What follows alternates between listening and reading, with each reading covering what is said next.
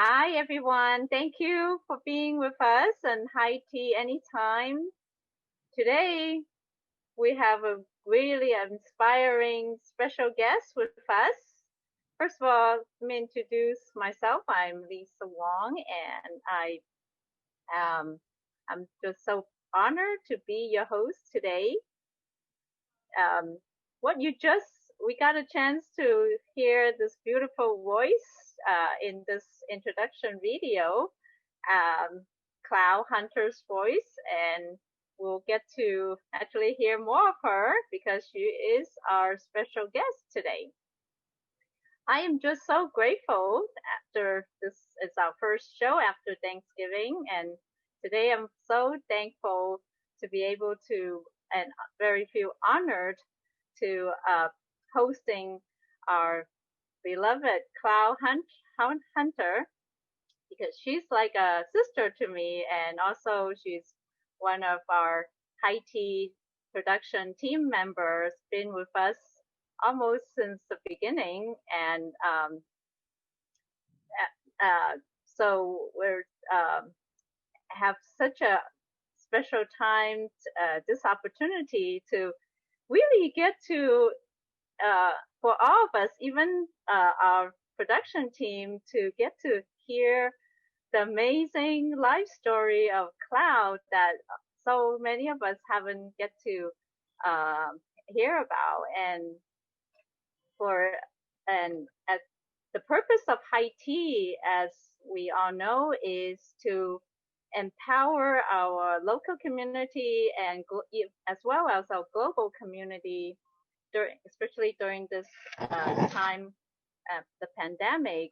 We need inspiration, empowerment, and also sharing, and connect with each other. And that is the purpose of our show. Today, we're so glad that we have a whole production team, George being our technical support director, and we have in our translation, we have Wei Hao from San Francisco doing the Cantonese translation for us, and Norman from Chicago doing our Mandarin speaking for our Mandarin speaking participants. So I acknowledge all of them to make this show happen. We also have a video recording going on for Facebook Live. If you don't mind, if you mind being recording, you can feel free to turn your video off or leave the show if you don't feel comfortable being on the recording. And also during the time, the whole show, you're welcome to participate, ask questions in all kinds of ways. You can raise your hand, and we will, George will unmute you, and you can ask your question, or you can ask your question in the chat box, or you can also ask your question via our Facebook group, Hightea Universe, even after the show. And we also have Hightea WhatsApp group as well, so, and as well as WeChat. So there are so many ways we can keep in touch and for you to ask questions during and after the show. Okay. So let's now go. Let me introduce you to our special guest, and we'll have a little chat. So Cloud is really it's amazing vegan leader in one of our global vegan movements with Supreme Master Ching Hai, and she's heading up our Silicon Valley chapter of this global community. And as well as she is a vegan social entrepreneur, she is the executive director for Healing Enzyme for Earthlings. It's a 501c3 nonprofit. So Cloud is a very successful professional truck driver as well. And so all these successes, there's a whole long story full of struggles in her life. And to me, it's really inspiring. She's definitely embodied what being an example of being resilient and resourcefulness, and also reference for life. She really embodies these three things. And so, hi, Cloud, welcome. Thank you for being with us. Cloud, let's have you being off milk so we can hear you. Yes, who was that person you were talking about? It's you, and you're so appropriate having all the clouds in the back of you today. Oh, thank you, Lisa. So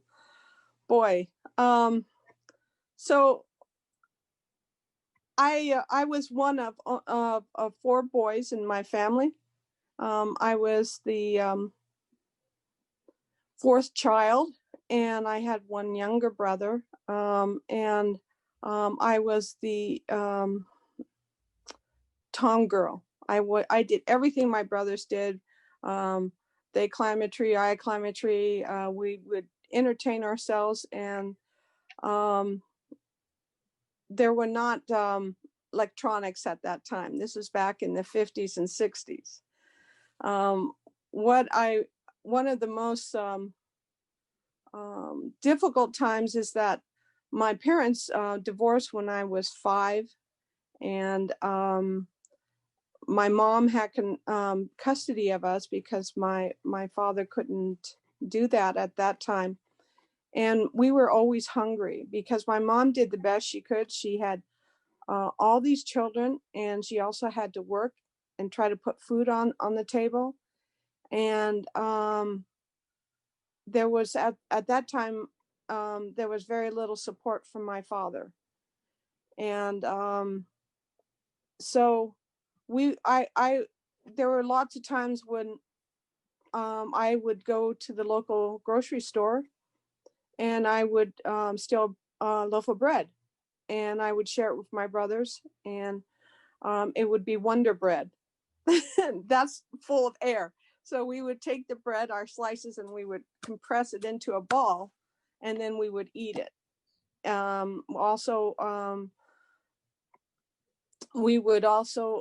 would take cold oatmeal and put hot tap water and sugar and eat that. Anything I could, because there was no food in the house.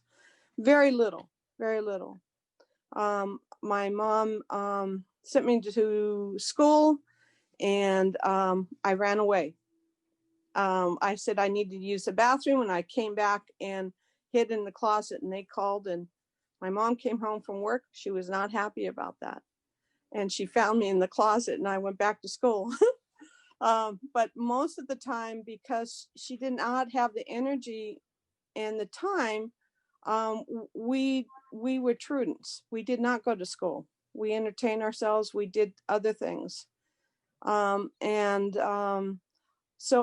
Moving on, my dad married, and my mom she gave us to my father because she couldn't handle taking care of us anymore. And so it was like a whole different flip-flop. I had to go to school. I did not, and this was, let's see, 3rd, 4th, 5th grade. I did not learn to read and write until the summer between 5th and 6th grade. And I was very good at disguising that I did not understand what was going on. It's a way of adapting, and I adapted until they put me in the special reading class in the escape of being able to read. I learned to read over that summer, and I never stopped reading. Before that, I would get an average of a C minus just to pass me on to the next grade. Not really because they didn't want to hold me back. They wanted me to move out of their class. After going into sixth grade, I got on the honor roll. I had B's and A's and all the way through high school. It was I was involved with the YWCA in high school. We did a lot of projects and social fundraisers. I was invited to go down to Santa Barbara, no, LA, to USC, and we had this conference, and for some reason everyone voted for me to be the first teen director in the United States.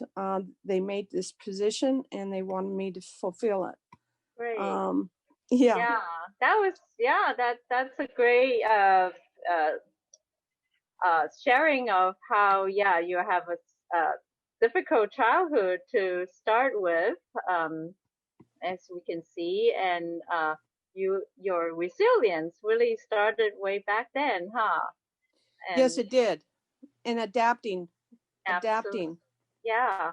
And let's move fast forward to your Navy. You joined the Navy, right, at the early part of your life when you were young, in your teenager, early 20s. Yes. Yeah. You want to share a little bit about that? What did you get out of your Navy time regarding your resilience and resourcefulness? I was I was in the Navy. They chose me to also be on the marching, so we did performance marching with the flags and close drill, and I was one of the people that carried one of the flags. Discipline. And I also learned how to be a chef. I went to special school, and I signed up for 6 years, and so made petty officer, which is it's not like officer, like David was an officer. I was a petty officer, which is enlisted officer, which is a rank below that, quite a few ranks below that. Right. So what I got out of it, I had a medical issue when I was stationed up in Bremerton, Washington, and I had a medical discharge. And so you were from that, the Vietnam War? Was this during the Vietnam War? Yes, this is during the Vietnam War. Yes. So I got discharged, which I was very upset about because I wanted to make the Navy my career, and it was out of my control. And so from that, I moved back to San Luis Obispo. I also met my first husband then. Yeah, I can also hear from you sharing with me your so many milestones in your life that due to time reason we can't share everything. So may I ask just to have you share those significant milestones? Sure. Like one of the milestones, really turning point of your life was you having a brain injury, right? That's when I was cooking as a chef after the Navy. I slipped and landed on my back and my head, and I was unconscious for 3 weeks. And when I came back into consciousness, my left side, my left leg, and was numb, and also my head from the injury, uncontrollable anger, uncontrollable reactions to people.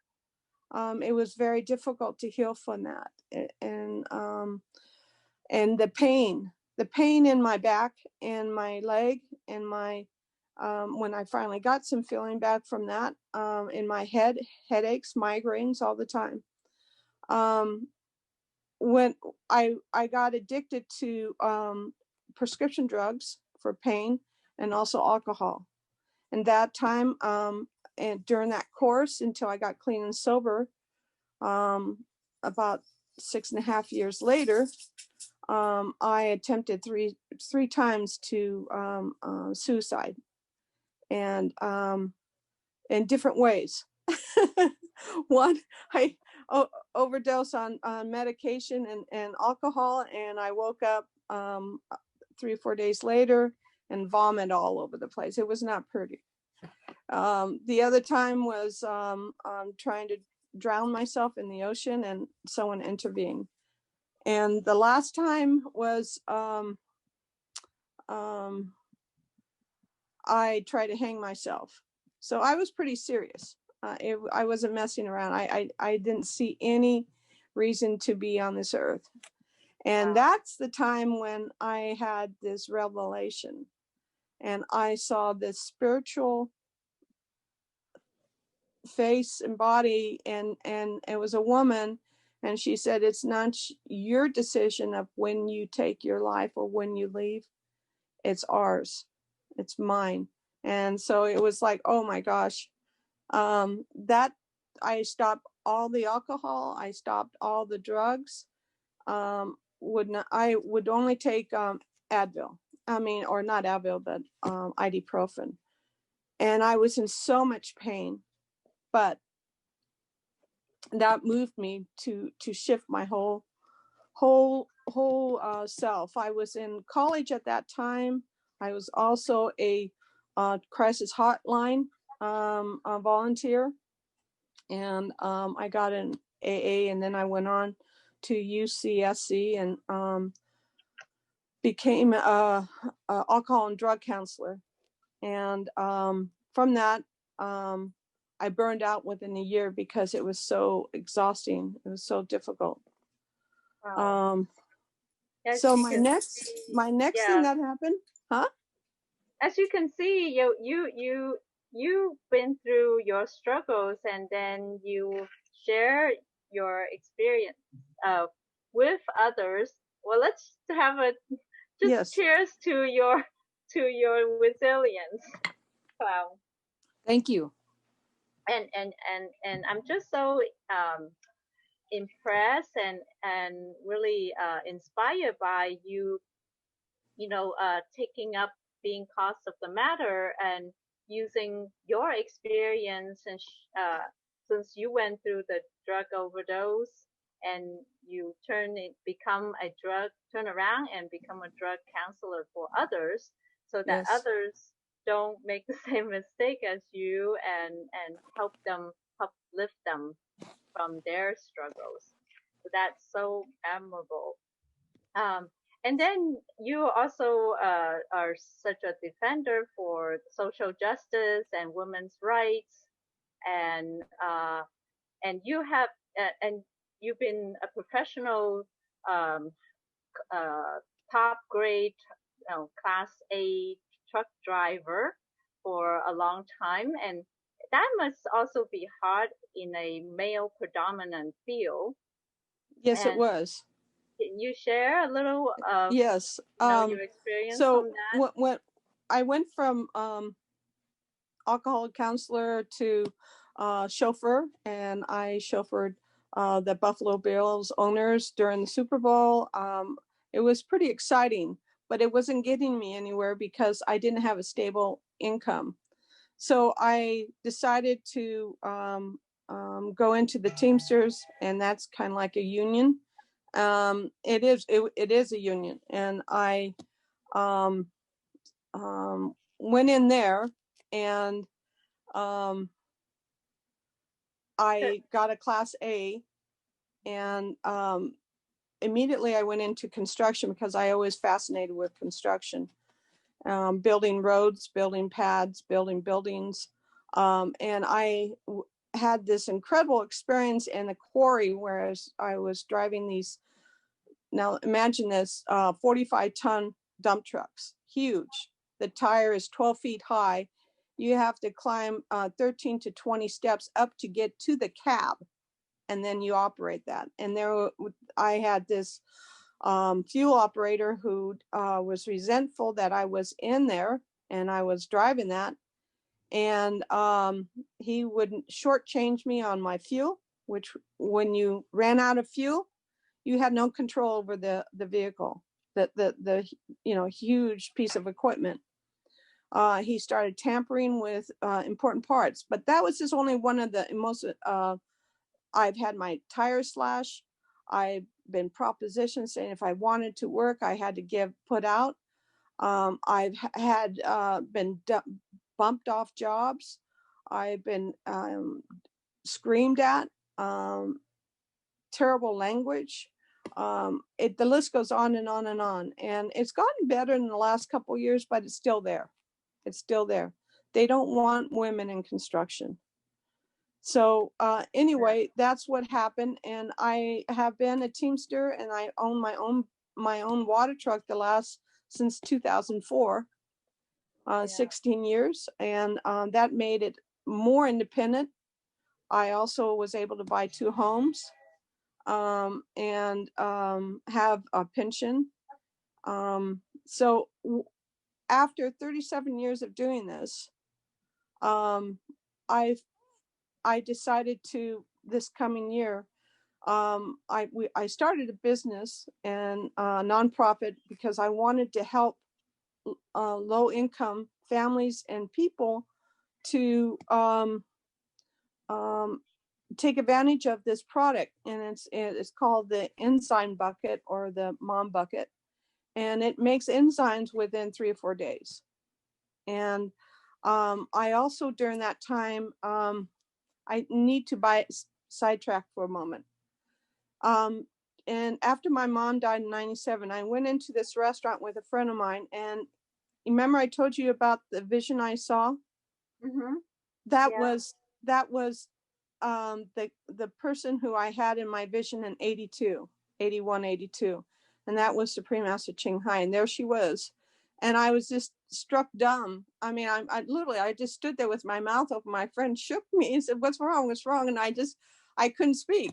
There she was. And so within a year, I became an initiate. Well, actually, in 2000, I became an initiate. And I been on that course of meditation of light and sound. And it works for me, and it's been very, very relaxing, and also help with my. Is that how you become vegan? Oh, I became vegan before that in 98. Oh no, 78.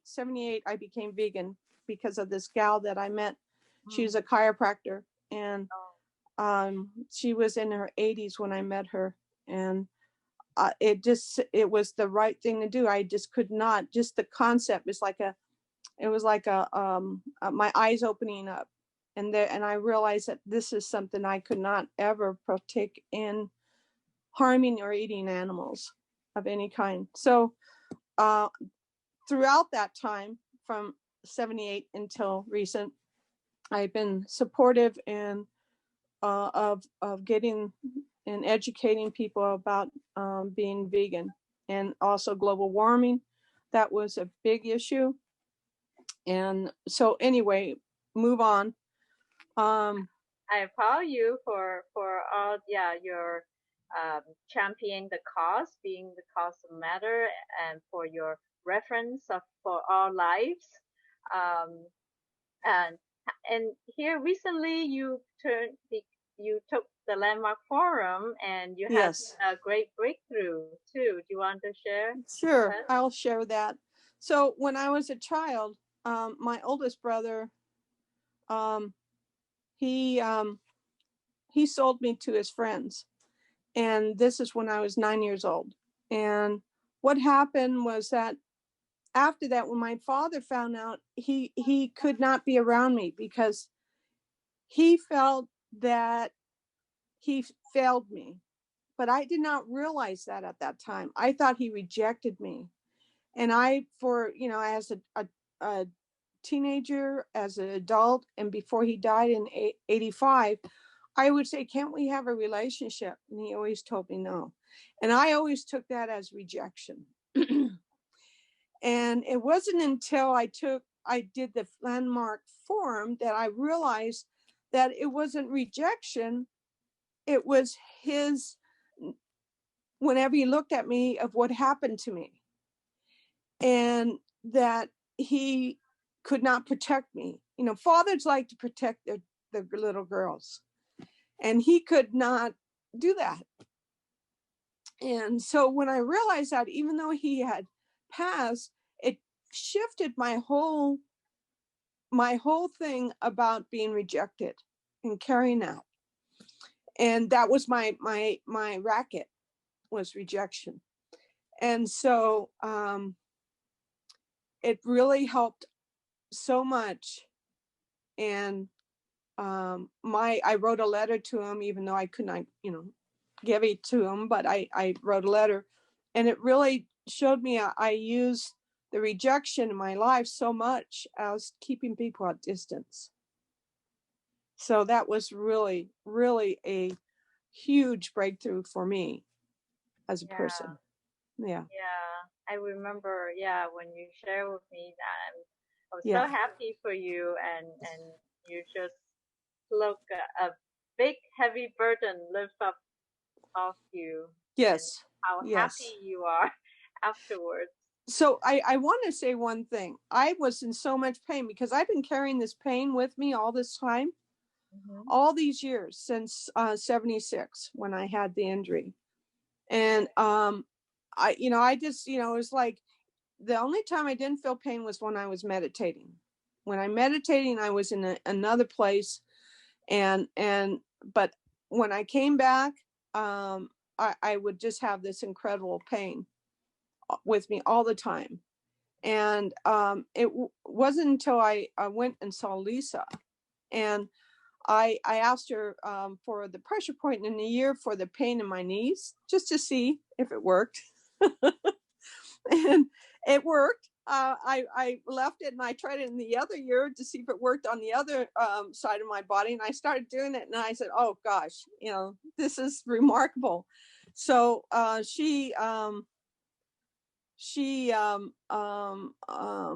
started working with her for the last over a year. And during that time, the first time she started putting needles and doing the pressure points, I laid there just crying because I had no pain for the first time since, the early 70s. And it was so remarkable. So I've used that and being able, and I wish I had gone to her before I had my knee replacement in my left leg, because they told me I would have to have another one in my right within 2 years. And that was in 2017. And I'm not going to have a knee replacement in my right knee because I don't need to. I don't have pain because of applying what I've learned. And I mean, to me, I can't tell you, I have little residues of pain, but nothing. It's like being on the edge of a cliff with pain, and you have no place to go except when I meditated. And it was incredible. And so it gave me a new lease on life. And I decided to do the enzyme bucket because that helps with my health. And also, you look at me and I know you see a lot of weight because I ate junk food. Porn, I call it porn food, but vegan junk food. And so I have changed my diet with that. I don't eat oil and salt, and I've changed and because I want to be able to give this nonprofit everything I have, and to be able to, I want to help people. And the enzymes is a nanotechnology, and it's really you know what you put in it. Usually all these drinks and stuff, natural flavors or this or that, and you don't know what's in it. With this bucket, you know exactly what you put in it. You know exactly what it tastes like, and the kids love it because it has this fizz to it. Anyway. So thank you. I think that's again yet another demonstration of how you from what you experienced personally, your challenges, and what you learn from your challenges, you share it with others, Right. and want to help others to get overcome their challenges because you have received and have breakthroughs. And that is resourcefulness, and also your resilience, and that is amazingly inspiring. Let's have a cheers to that too again. Hightea. Hightea, yes. Shall we look at some of your photos and Sure. before we ask you questions? That'd be great. All right, George, let's share some of Cloud's baby pictures. Well, that's me in my water truck. That's Okay, my mom. That's my mom and my dad before they had me. That's back in the early 50s. Okay. Next.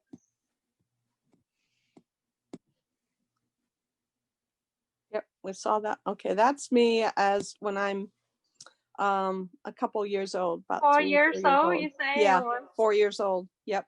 Huh? My mom made the dress. She was a seamstress. Wow. Next. And okay, so this is my brother Ivan on the far left. He's 1 year older than I am. And that was me. And then the next guy is the one that sold me to his friends. And then my little brother, Clifford, the youngest. He's a year younger than I am. Mm-hmm. And next. And there we are, right before they got a divorce. And so that's Clifford, my youngest, on the left, myself, Ivan, and Greg in the background. Mm-hmm. Well, you're the movie star in the middle. And that's my being inducted into the United States Navy.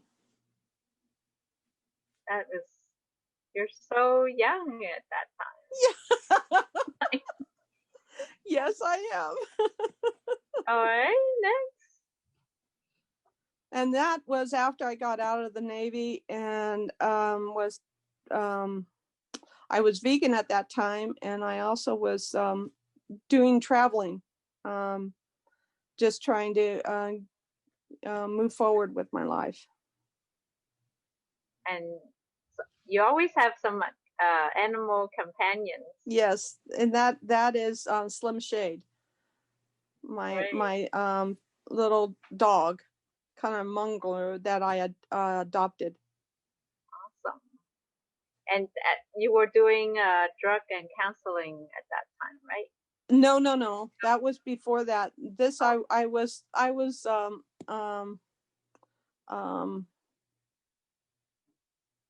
it was after my divorce with my husband, and I was anyway, it was around that time. I'm not quite sure. Okay. Okay. The alcohol and drug counseling came later, I believe. Okay. All right, great. Next. And this is in my water truck, and my gear, and I own that truck. Awesome. And at this time, let's see if anyone have a question for Cloud. And before I share what her business currently, her nonprofit, and what that the bucket she talked about, and so we can all know how to support her nonprofit. Any questions from the audience? It's an amazing life story that Cloud has that we never heard of and get a chance to hear. Betsy, hi. Hi. I just want to say hi. Hi, I have Betsy. No question. Thank you for coming. Yes. Yeah, I'm just happy I made it. Oh, good. You joined us. It's been a while that you guys have become stranger, even on the Zoom screen, because I had about so much of assisting agreement, and I get, damn, I missed it. And at this time, it's not about me, but I am in Taiwan right now. Oh, you are? Oh my goodness. Yes. Wow. And I stay in the hotel in the next, I'm here probably 3 or 4. I can't even see the day and night difference. So, yeah, I had to just make a last decision, come here. And then I just realized that I operate in the 2 world, like what's in the Asia and what's in the US. And when I saw all kinds of reminder, by the way, that worked. I had to figure out what timing is that. None of the important. It was just hear what your lifetime story. Oh my gosh, my heart is so melted with you. With the challenge you have in life, and you made it. Yes, I was just so glad to hear your share about your life. Yes, and to hear what you had to go through. You know, we all love our graduate, and we have some sets of a past. That's nothing. It's all relevant, Betsy. It's all relevant to each one's life, right? Yeah. But that's a very impressive one, I have to say. It's tough. No, we all have to go through. That is a powerful human being had to go through that and then become who you are today. So just thank you.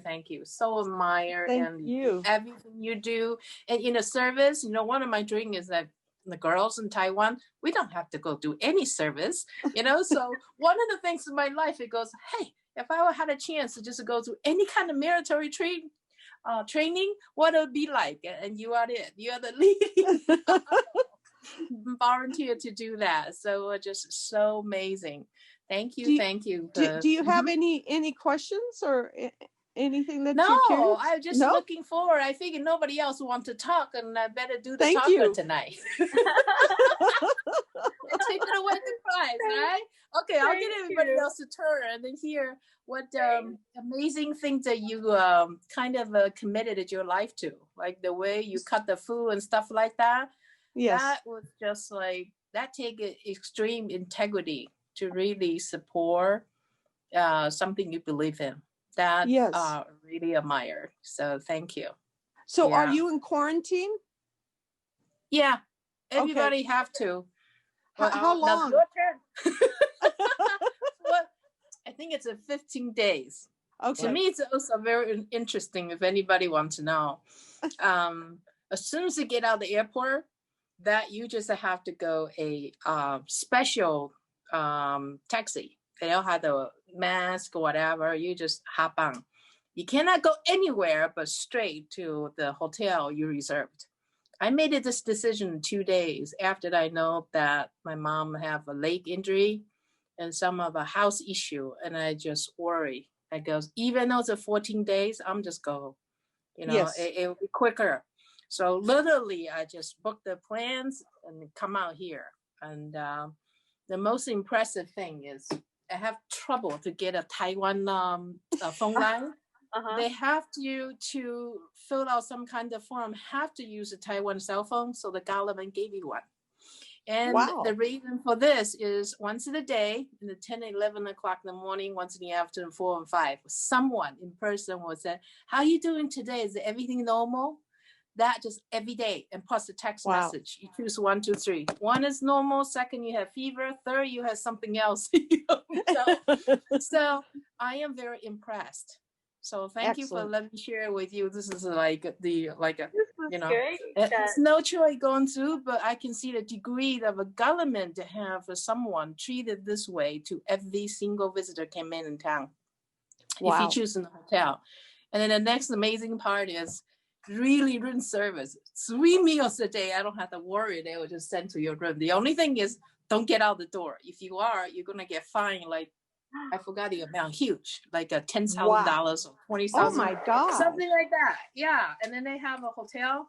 Have you filled up a form? Then you had a line with everything you're supposed to or not supposed to do. One thing is just don't get out of your room. Stay. And then so far I have a Peggy gave me a goodie bags. She knew the food in Taiwan and a few snacks. And she stopped in yesterday, but we can't see her. I didn't even see my mom. They just draw the stuff. Okay, but nothing goes out of the room other than the garbage bag.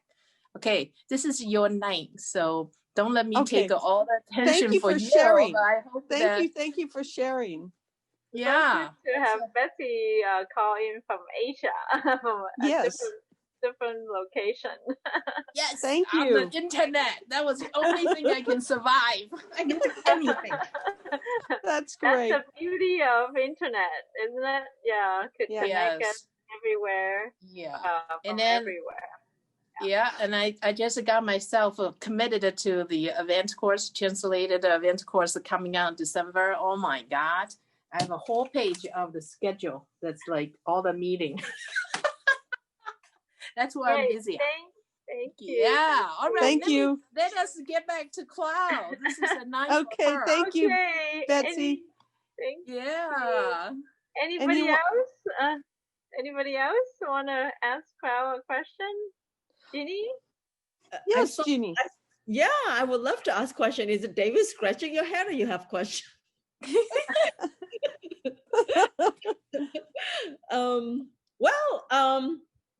Wow, nothing changed, okay? What I see, you have the cutest smile, you have those dimple and so sweet. You're really, really cute, in any standard, okay? I must say, I cannot help but say you from since we're age 2 and up, very cute. My question will be that you were like in and out from the school, at the time you were very good in disguise and all that. And suddenly at the 5th grade, 6th grade, you say you can read, and then you since then you become A student, B student. Right. So you definitely have some natural talent or smartness, and then mischievous, all that going on with you. So what is that characteristic become the first YWCA, first director? Well, it was a conference that was like, it was a conference that was like 4 or 5 days. And we went to all these meetings and people spoke. I spoke. I had my subject I want to talk about. And then they announced that they wanted the first teen director. They announced it on the second to the last day that they are creating this post to encourage young adults and young children and women, young girls, because they wanted to pull them in and to have them be a part of the YWCA. And in doing that, they had a meeting and they voted me and I was totally surprised. I did not expect it at all. And so then I had to give a speech and that was very embarrassing. And then the local newspaper in Oakland did a big spread about it with pictures and all that stuff. So thank you, Cloud. Sorry, time is running out. Oh, okay, sorry about that. And one last thing, since George want to hear about the ensign bucket, if I may just show the picture of the bucket so people would know what your nonprofit is about, okay? Right. And this is, again, helping low-income people. And so this is the bucket. And my nonprofit is that you buy one bucket, and one bucket goes to a low-income family or a person of a low income. And these are the different things that it will make.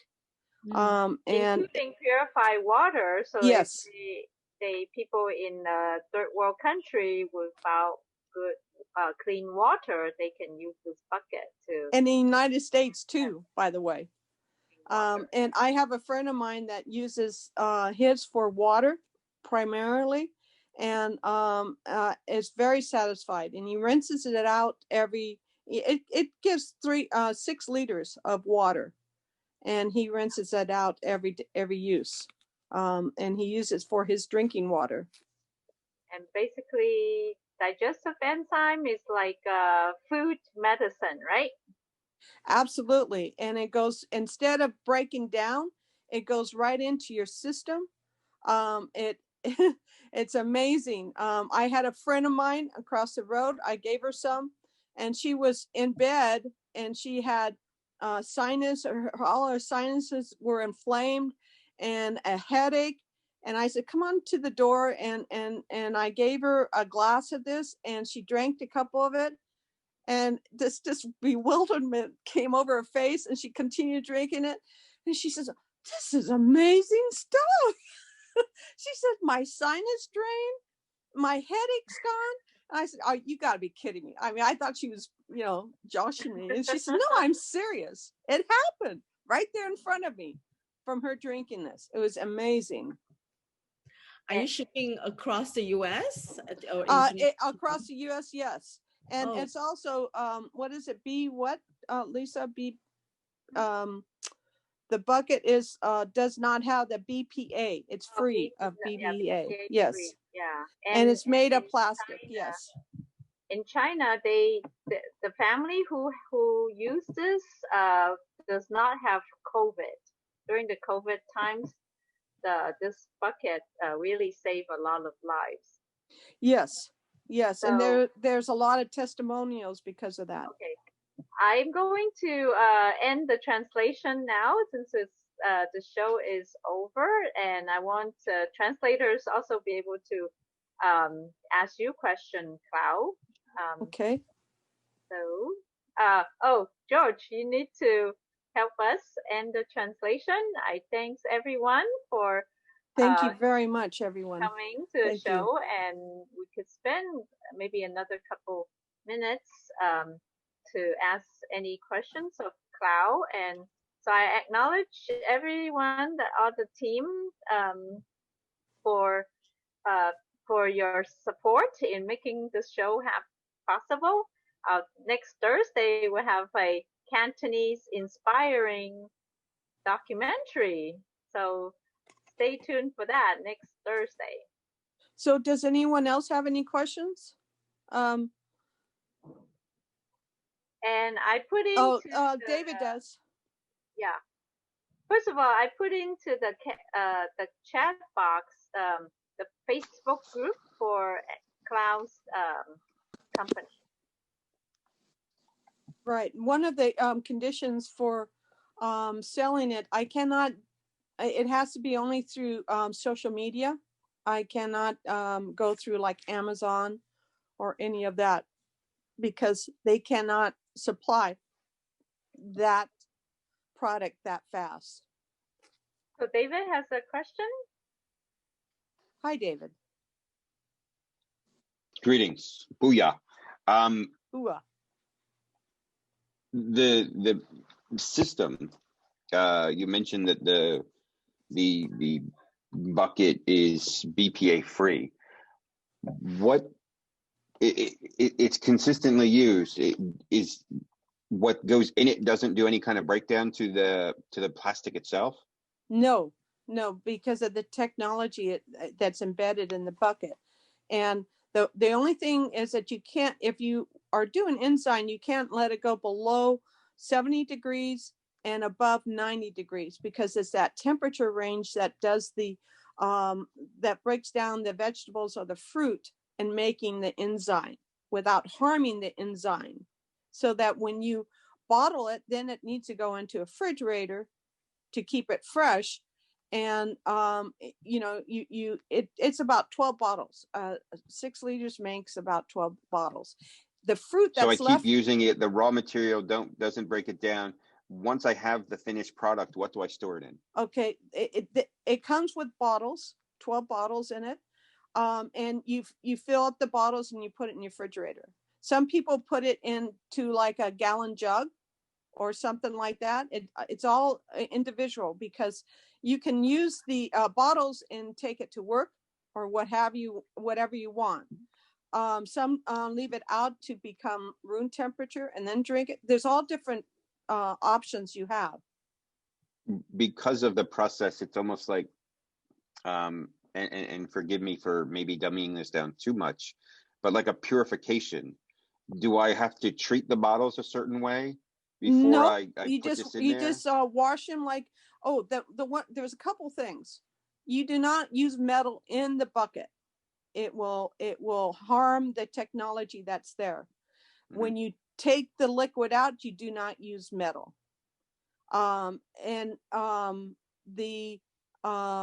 other thing is that when you cut the fruit, you cut it as thin as you can, because it helps break down and release the enzymes.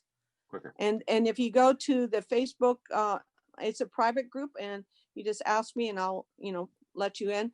There's videos and pictures showing it. What I like about it is that there is no, what you put in it.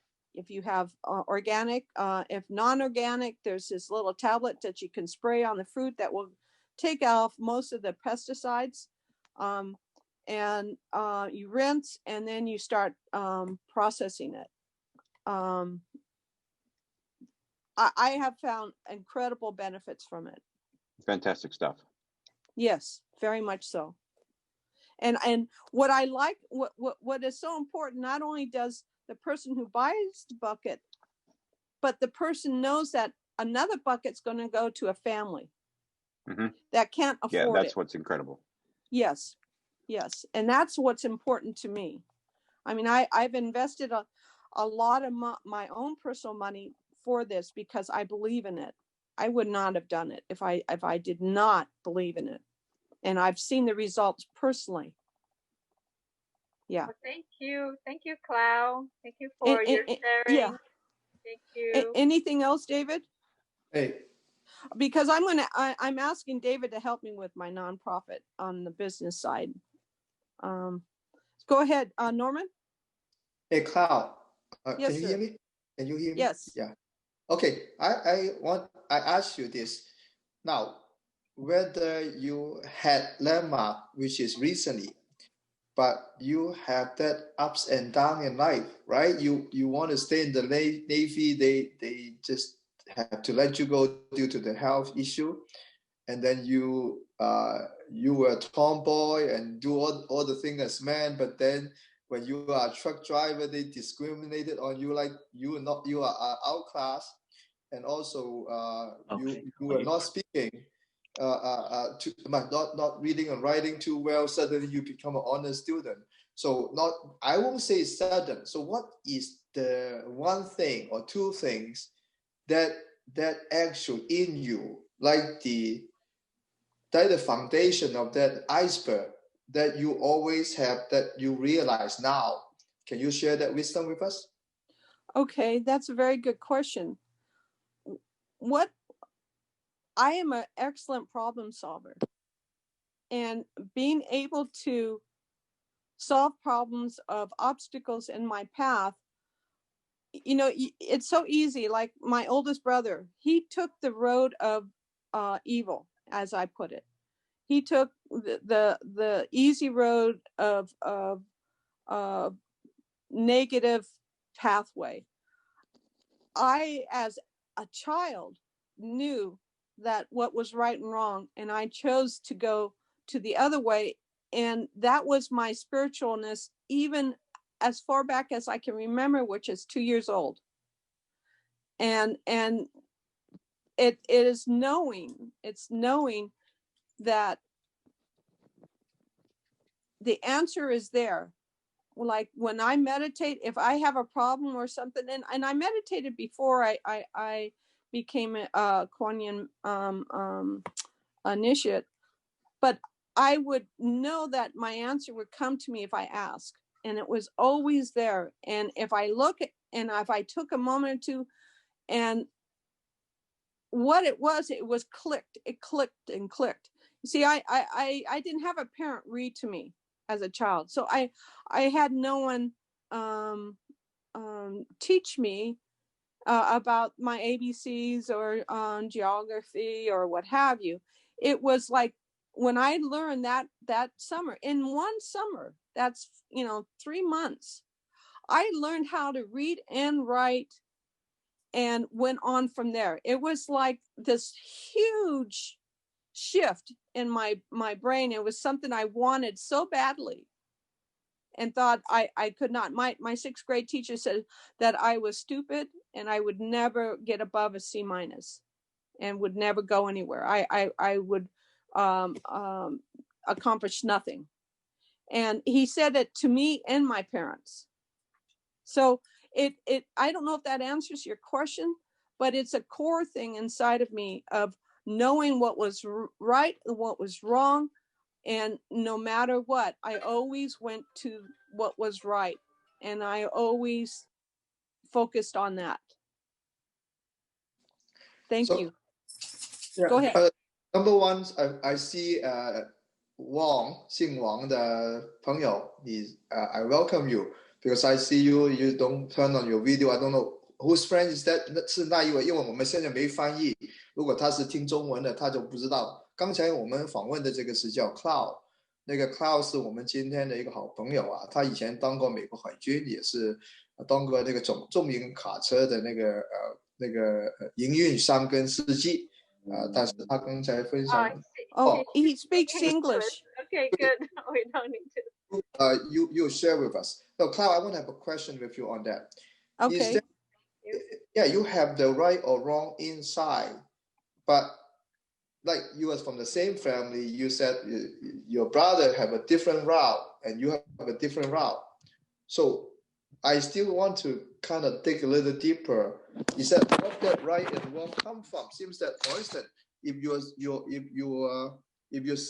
your teacher seemingly an authoritative figure said you're not going to get over C-, suddenly you get into the honor roll. What propel you?